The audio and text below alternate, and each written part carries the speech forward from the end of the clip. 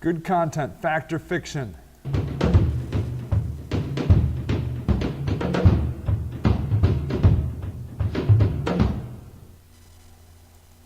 All right, I want you to take a look at this article. I get some really interesting articles from my friends that aren't web marketers, because there are people that are writing about Google that aren't in the industry, and a lot of times those articles are really pretty cool. This is an article from a blog called whattofix.com, and it's written by Daniel Markham. This is Daniel down here, and I really can't find out a lot about him.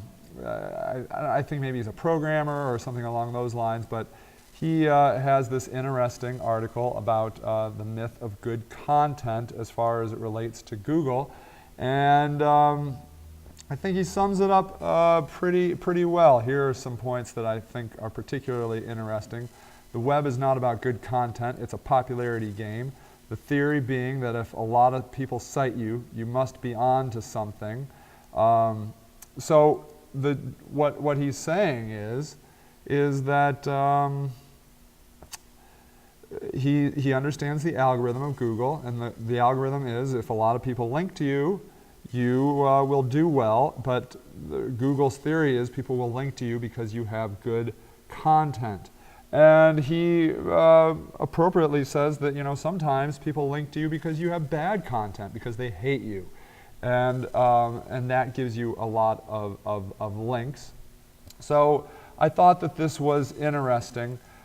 He gives an example of a story, just what I was saying, that somebody wrote an obnoxious blog post and a ton of people linked to it, and he basically said that they were anti-popular. And I thought that is interesting, that the idea of this popularity contest of more people linking to you can actually work in reverse. The anti-popular, he says quality has nothing to do with it.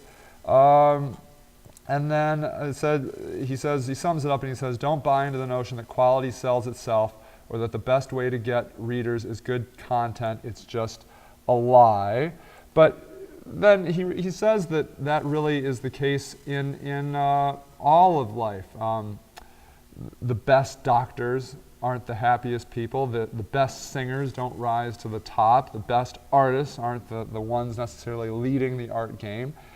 It's a popularity contest, and so that is life. But I wanted to point this out to you because I think he's right, that even if you write great content or put out great videos, if you don't promote it and don't get people to link to it and break in to a particular group of people, you're going to always be an outsider, even if you're a genius. And you see that, like Van Gogh. Van Gogh is the big example of that. Nobody would buy his stuff, and now his stuff's worth millions of dollars, you know. So it happens all the time. But don't you be the Van Gogh of your industry. Tout your stuff. Tell people about it. Get people to link to you, because you deserve it as much as anybody. Chances are you maybe even deserve it more than other people. All right, everybody, I'm Sage Lewis, the Web Marketing Video Guy, and happy marketing.